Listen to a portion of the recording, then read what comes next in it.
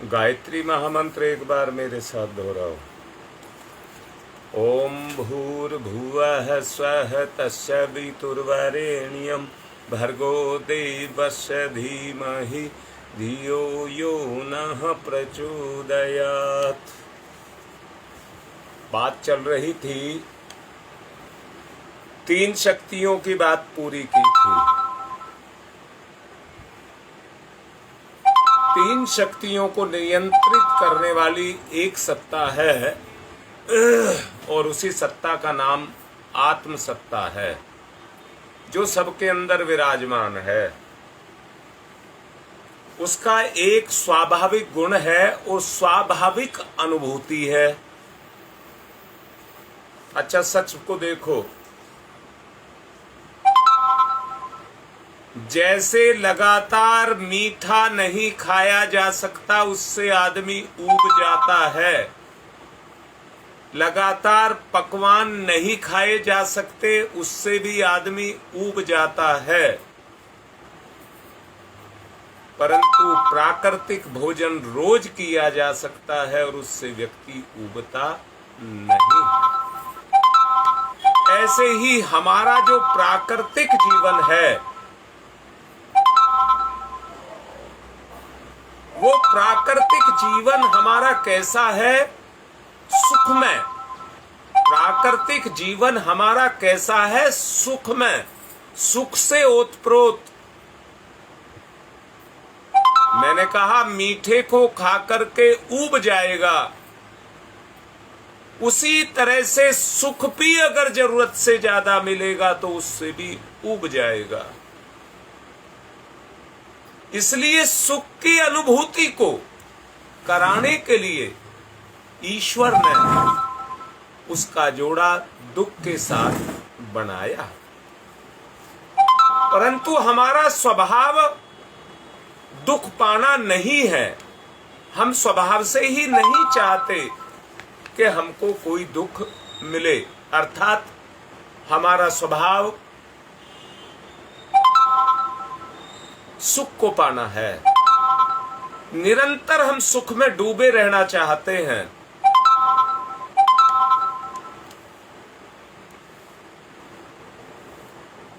अगर मनुष्य की स्वाभाविक अनुभूति दुख होती तो इस दुनिया में कोई रोता कलपता नहीं, ना कोई रोता कलपता नहीं। परंतु एक बात कह रहा हूं, कर्म ही सुख का और कर्म ही दुख का कारण है। सच को पहचानो, कर्म ही सुख का और कर्म ही दुख का कारण है। अर्थात अगर दुख को हम नहीं चाहते तो कर्म से ही उसको काटा जा सकता है, और कोई रास्ता नहीं है। जितने संत महापुरुष हुए हैं, उन्होंने सांसारिक दुखों को भोगना शुरू किया जो उनके नसीब में थे।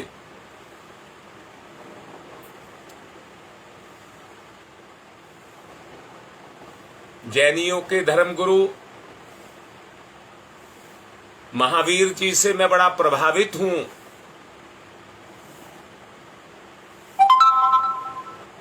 उन्होंने अपने दुख को मिटाने के लिए मां गायत्री से घोर प्रार्थना की। घोर शब्द लगा करके कह रहा हूं।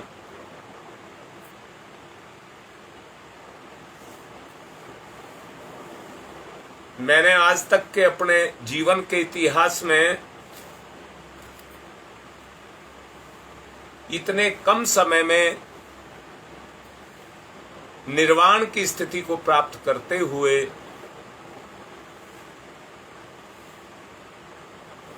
नहीं देखा। परम पूज्य गुरुदेव के तो पिछले 3 जन्मों को जो उन्होंने बताए हैं, देखा जाए तो वो तो पीछे से ही सिद्ध पुरुष पैदा हुए थे। उनको इसकी आवश्यकता ही नहीं थी।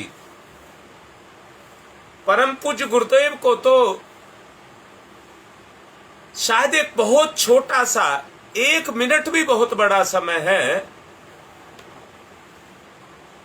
निर्वाण की स्थिति को प्राप्त करने का दादा गुरुदेव उनके जीवन में प्रकट हुए और उनका निर्वाण हो गया।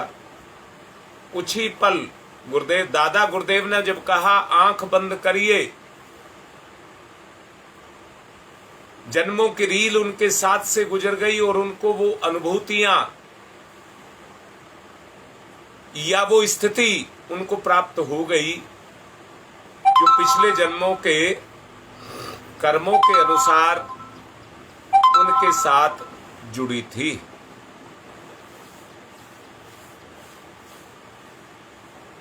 सारूप में ये कहना चाहूंगा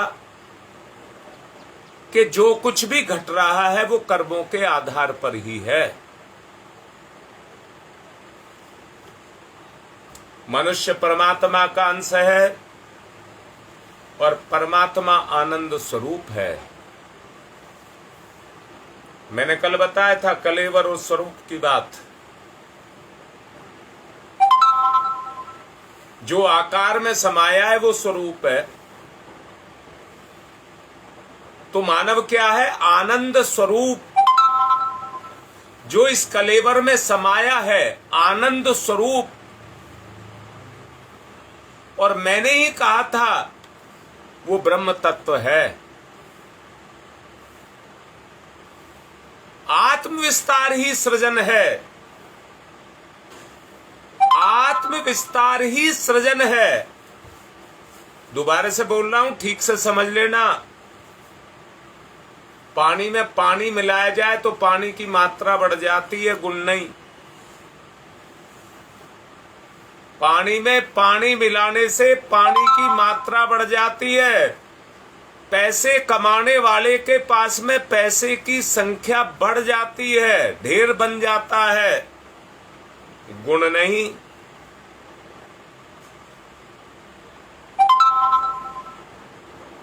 भगवान को कमाने वाले के पास में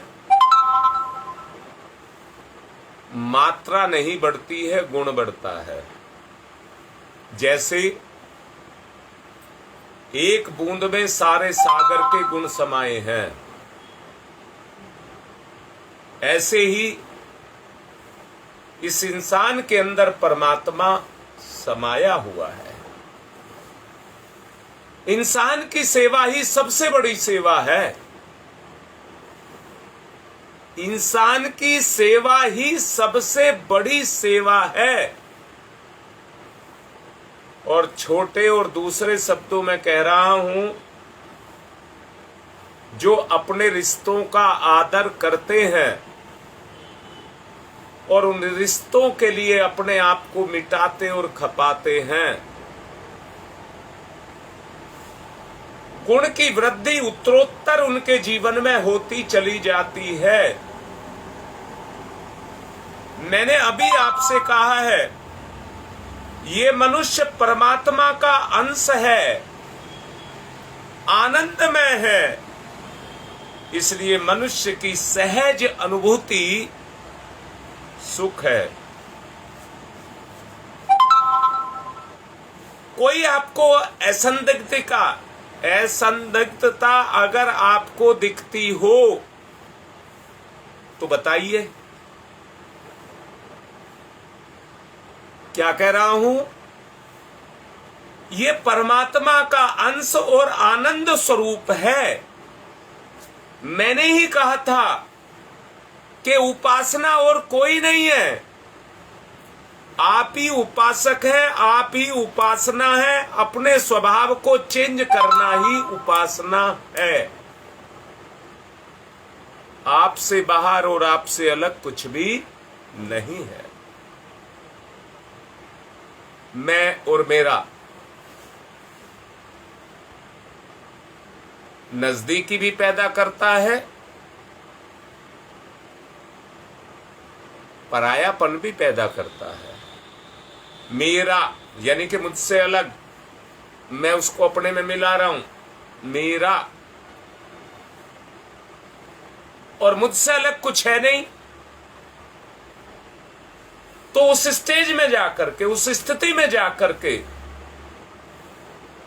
जहां श्री कृष्ण भगवान की तरह ये कहा जाए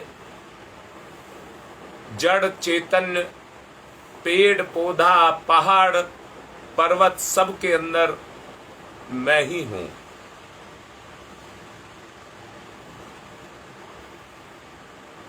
विष्णु की स्थिति, सृजन की स्थिति वहां पैदा होती है। जब सृजन की स्थिति गतिशील होती है, शरीर को, जीव को सुख, शरीर को सुख, जीव को शांति और आत्मा को आनंद प्रदान करती है। त्रिविध आयाम इसी को ही कहते हैं।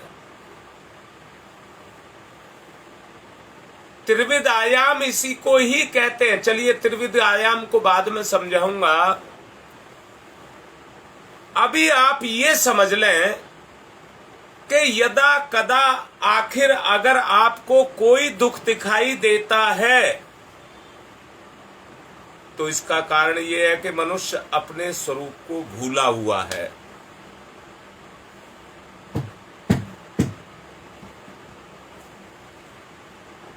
बहुत अच्छे से गांठ बांध लेना। अगर जीवन में कहीं दुख दिखाई देता है तो उसको दुख मत कहना। ये कहना यदा कदा आदमी अपने स्वरूप को भूला हुआ है, अपने से दूरी हो गई तो दुख हो गया। मैं फिर से कहता हूं, एक बच्चा जब मां के गर्भ में होता है, कौन सी सर्दी लगती है, कौन सी गर्मी लगती है, कौन सी बरसात लगती है, कौन सी भूख लगती है, किस चीज की उसको चिंता होती है।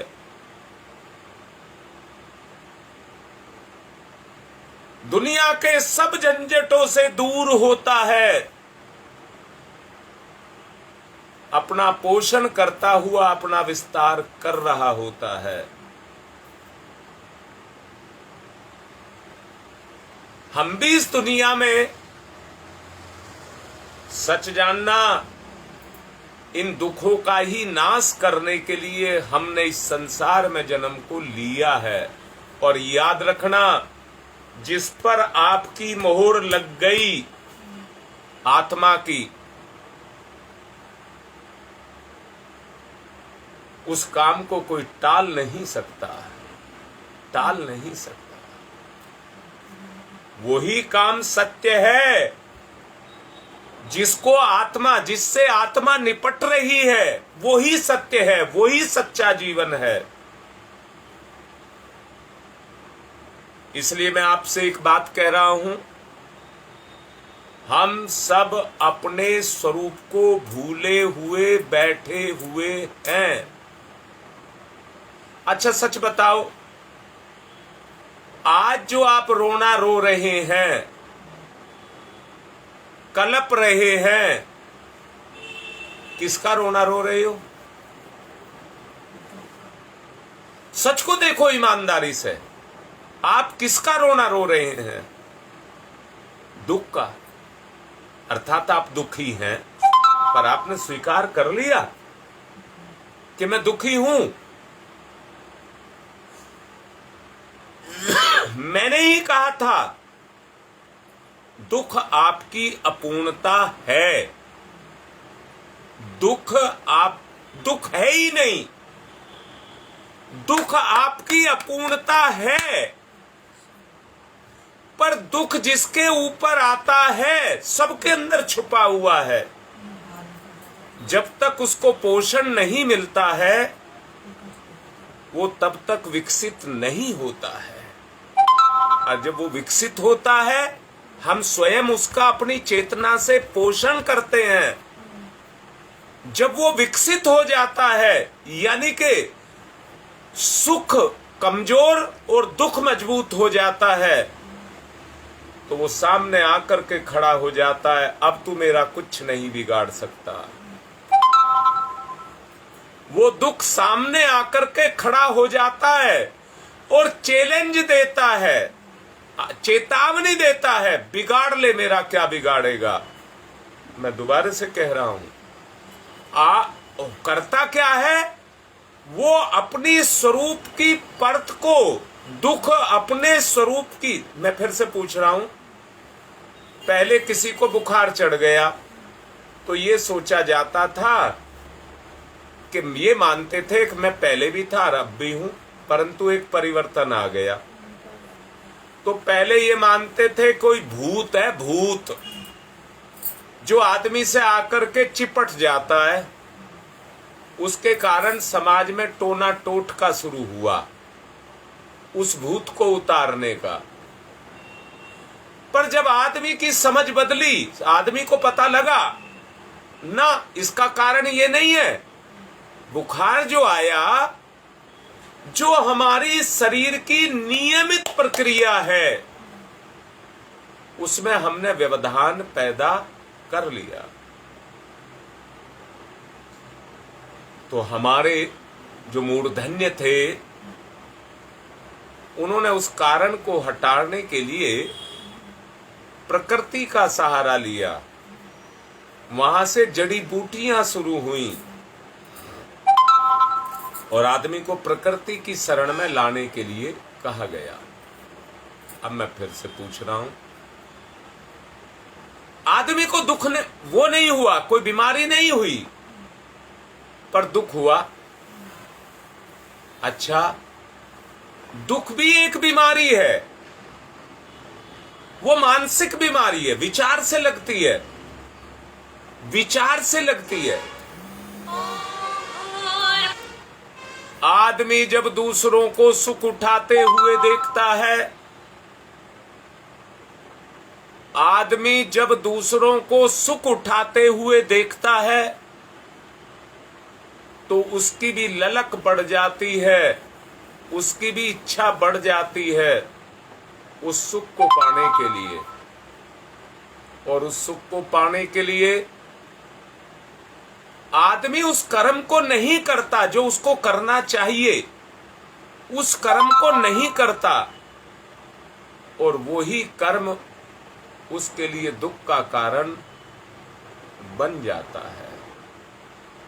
अर्थात जिसको बुखार चढ़ गया, उसने मान लिया अब तो मुझे बुखार चढ़ गया, उसने स्वीकार कर लिया कि मुझे ये बीमारी हो गई, मुझे तो डायबिटीज हो गई, अब ये किसी भी चीज से ठीक नहीं होगी। अर्थात उस विचार ने अपनी चेतना को घेर लिया। जब आपने स्वीकार कर लिया कि ये ठीक नहीं होगी, तो आपका मनोबल, आपका आत्मबल निष्क्रिय हो गया, निष्क्रिय हो गया। मैं कहूं, अगर व्यक्ति प्राकृतिक जीवन को जिए,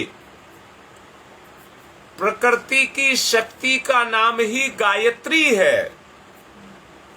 प्रकृति की शक्ति, जिससे प्रकृति पैदा हुई है, उस शक्ति का नाम गायत्री है। प्रकृति 3 प्रकार की होती है, सत, रज और तम। उसकी शक्ति भी 3 ही प्रकार की होती है, ब्रह्मा, विष्णु और महेश। ये एक ही शक्ति के अंश हैं। जब आप अपने शरीर बल, मनोबल को खो चुके, तो आत्मबल तो ऐसा है बनकर के खड़ा हो जाएगा। उन परिस्थितियों में रह करके, उन परिस्थितियों से प्रभावित होकर के आप अपने आप को दुखी देखने लगेंगे और सब कुछ आपको चारों तरफ दुखी दुख से भरा हुआ दिखाई देने लग जाएगा। मैंने कल भी कहा था, परमात्मा ने इस प्रकृति को कुछ इस तरह का बनाया है कि विस्मृति इसका गुण है, विस्मृति इसका गुण है।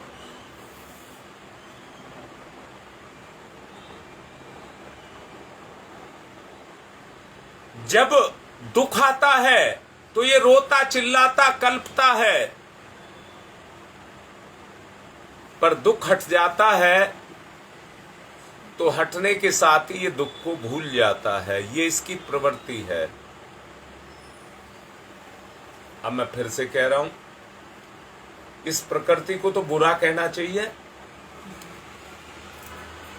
कि आदमी भूल गया, जो उसने भोगा उसको वो भूल गया, इसको तो बुरा कहना चाहिए।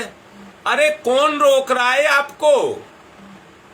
आपको दुख हुआ है, उस दुख की प्रेरणा से प्रेरित होकर के उसके ज्ञान को अपने अंदर पैदा कर लें और अपने संकल्प को इतना मजबूत कर लें कि कुछ भी हो जाएगा, दुख को हम फटकने नहीं देंगे। परमपिता परमात्मा ने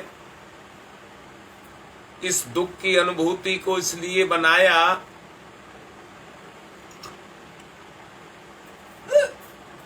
कि आदमी उसको विस्मृत हो जाए, नहीं तो जो एक बार दुखी हो गया वो सारी जिंदगी, जैसे डायबिटीज नहीं जाती फिर वो उसका दुख नहीं जाएगा, इसलिए वो उसको विस्मृति में ले जाता है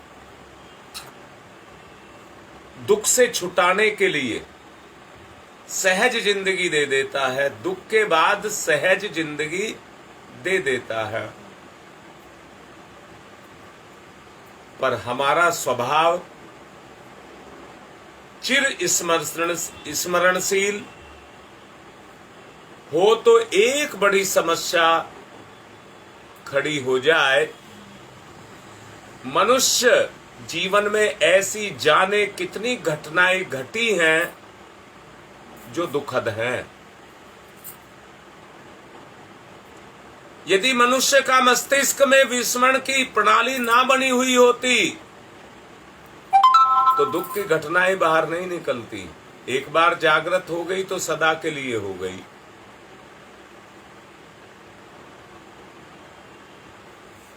इसलिए आपसे ये कह रहा हूं, अप्रिय घटनाएं एक एक करके इतनी जमा हो जाती है कि फिर उनसे एक क्षण भी अवकाश नहीं मिल पाता, एक क्षण भी। मैंने घिरी हुई जिंदगियों को देखा है, ऐसे व्यक्ति मेरे संपर्क में आए हैं जिनके पास बचने का कोई रास्ता नहीं होता।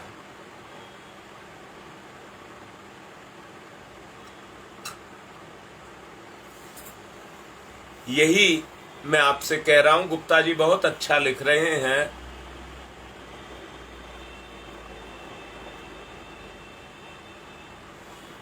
आवश्यकता इस बात की है,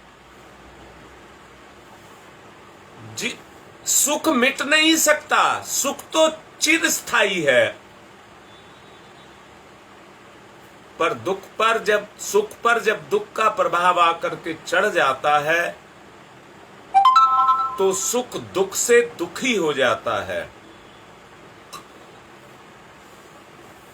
बात आपको समझ आनी चाहिए, पकड़नी चाहिए आपकी चेतना को अनुभव से।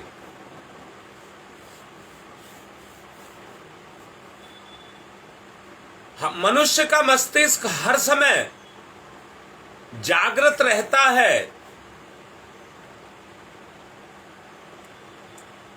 वो भी तीन जगह जाकर के बट गया है, चेतन, अचेतन, सुपर चेतन। सुपर चेतन संग्रहित है, अचेतन परिस्थितियों के अनुसार क्रियाशील है और चेतन सुख का आधार है।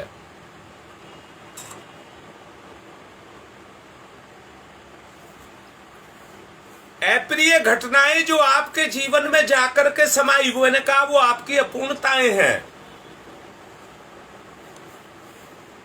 ईश्वर चाहता है आपकी अपूर्णताओं को पूर्णता में बदलना।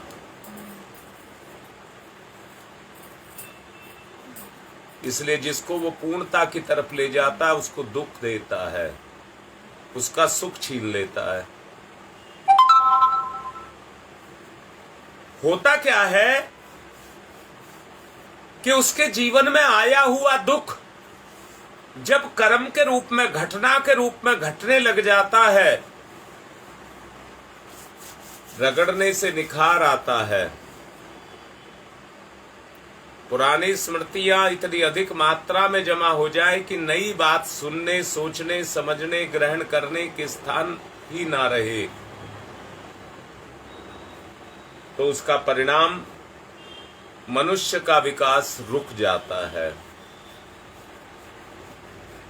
अपनी इसी विस्मरणशीलता के कारण वो अपना आनंद स्वरूप को भुला बैठता है, जो आज आपकी मेरी अवस्था है, जो आज आपकी और मेरी अवस्था है, वो इसी कारण है। जिस प्रकार मनुष्य अपनी आंख से अपनी आंख नहीं देख सकता, कल भी मैंने बताया था,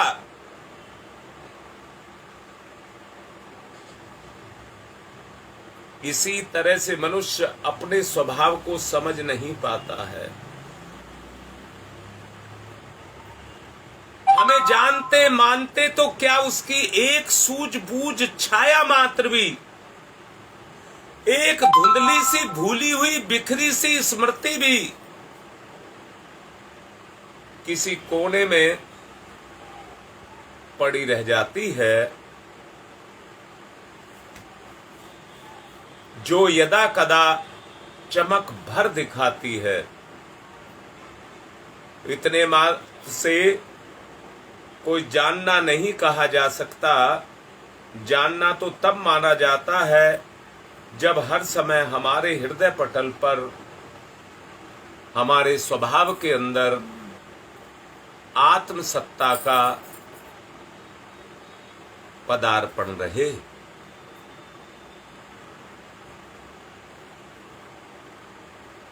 सोचो,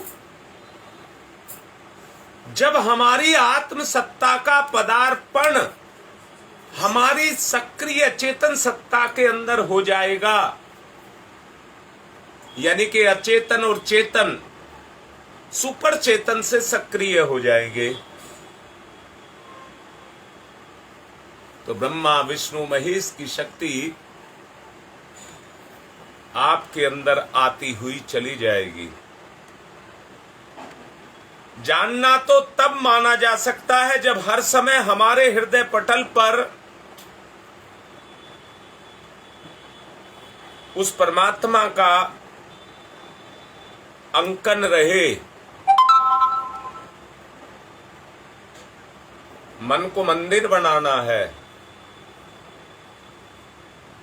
मन को मंदिर बनाना है, और जानते हैं अगर मंदिर में भगवान की मूर्ति ना हो तो मंदिर वीरान हो जाता है। एक पत्थर का टुकड़ा तराश करके उसके अंदर रख दिया जाता है, जिसके साथ हमारी श्रद्धा जुड़ी रहती है, और उस श्रद्धा के जुड़ जाने के कारण हमारी शक्ति का संचार उसके अंदर होने लग जाता है और हमें एकता पैदा हो जाती है। उस एकात्मकता को पैदा करने के लिए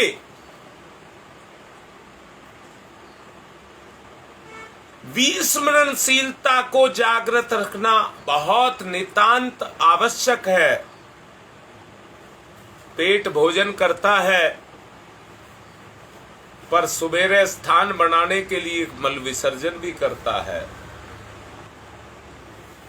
भोजन का स्थान बनाने के लिए मल विसर्जन भी करता है। पेट खाली नहीं होगा तो जगह तो भरती चली जाएगी।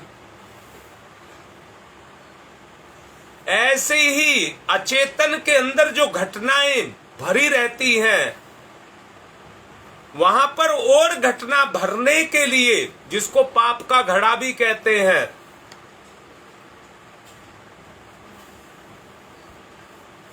वो जगह बनाता रहता है। प्रकृति जगह बनाती रहती है। कुकर्म करने वाले को वो मना नहीं करती, आत्मा कचोटती जरूर है, मना नहीं करती।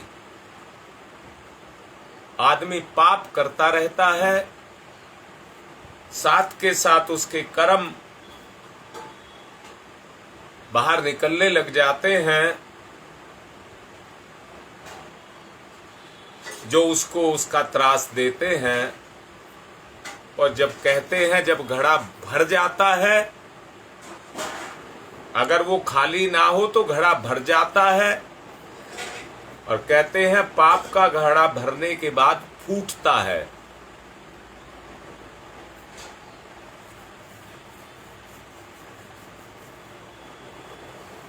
मैं फिर से निवेदन कर रहा हूं, क्या चाहते हैं? आपको चेताया जा रहा है, आप क्या चाहते हैं, आपकी इच्छा क्या है, आप किस चीज का इंतजार कर रहे हैं?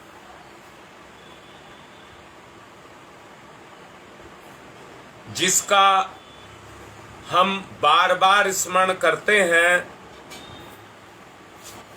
जप तप के द्वारा उसके साथ अगर हमारा संपर्क निरंतर बना रहे। सूरदास की बात कहूंगा, उनकी स्थिति भोगी के रूप में पूर्णतया लिप्त थे। वो जब मन नहीं माना, आंखें नहीं मानी, तो उन्होंने अपनी आंखें खुद फोड़ ली। जानते हैं, जब वो मुंह से बोलते थे, प्रकाश स्वरूप श्री कृष्ण उनके सामने आकर के बच्चे की तरह बैठ जाते थे, भोले से बच्चे की तरह बैठ जाते थे। उनकी प्रशंसा कहो या प्रकृति कहो, अगर आपके गुणों की प्रशंसा की जाए तो आपकी प्रकृति भी आनंद से ओतप्रोत हो जाती है। ऐसे ही उनकी सत्ता भी जिस अनुभूति को कर रही थी, सामने बैठे हुए, आंख फूटी हुई है, सामने बैठे हुए श्री कृष्ण को चैतन्य रूप में दीदार कर रही थी। सोच करके देखो उस समय सूरदास की स्थिति क्या होगी। अपनी आंख फोड़ करके उन्होंने अपने लिए जिंदगी में अंधकार पैदा कर लिया था, दुख पैदा कर लिया था, परंतु उन्होंने दुख की गति को रोक करके अपने लिए भगवान पैदा कर लिया था।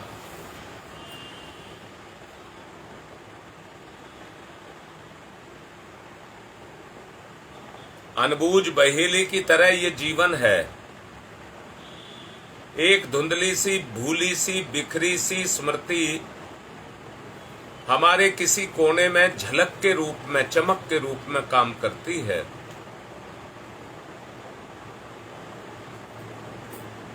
जो यदा कदा चमक भर दिखाती है, इतने मात्र को जानना नहीं कहा जा सकता। जानना तो तब माना जा सकता है जब हर समय हमारे हृदय पटल पर भगवान का अंकन हो जाए। यदि आपके लिए संभव हो सके, जब आप उसका बार बार स्मरण करते हैं, तो हमारा उसके साथ संबंध बन जाए। आप में से बहुत से ऐसे लोग भी हैं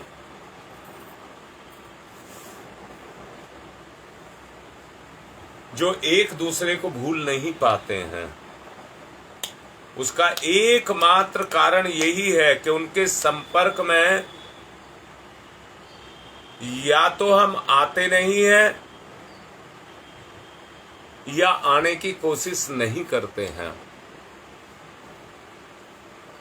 इसी कारण वो दूरी बनी रहती है।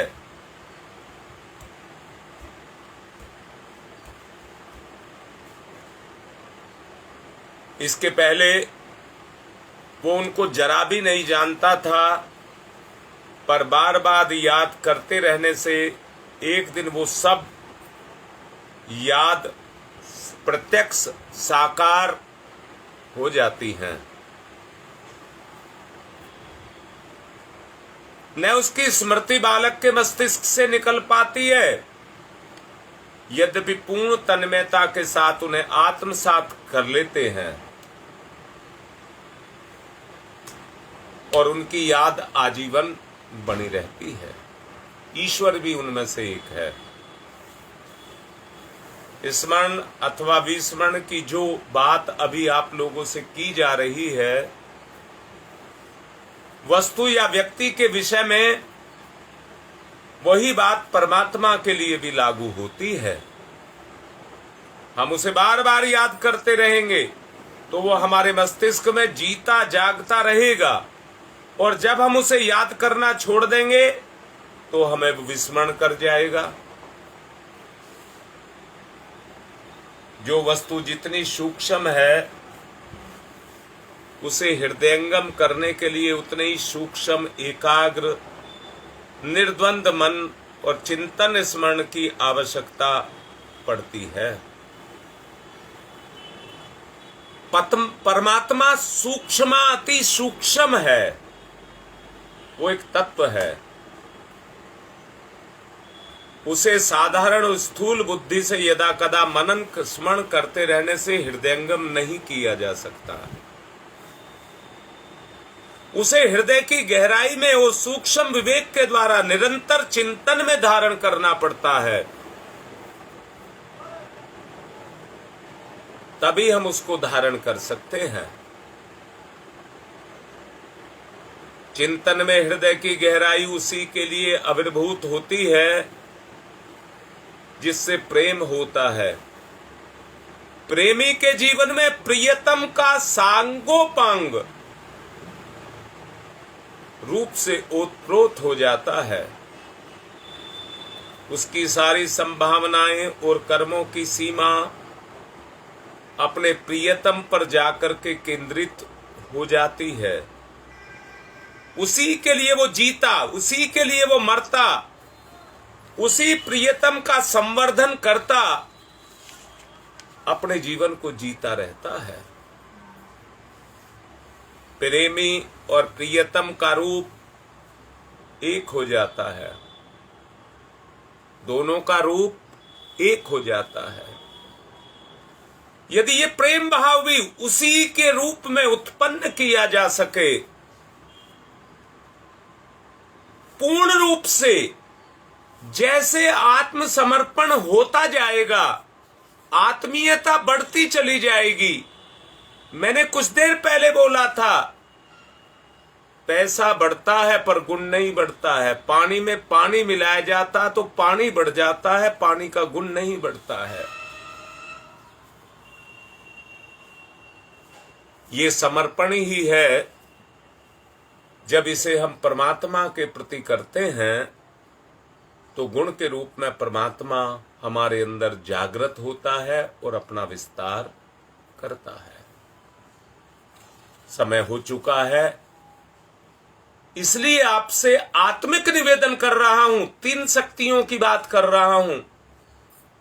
उस त्रिपदा को अपनी शक्ति में अगर जागृत करना है, जिसका विवेचन अभी किया गया है, मेरी समझ से यही उसका रास्ता है। अगर आप कर सकें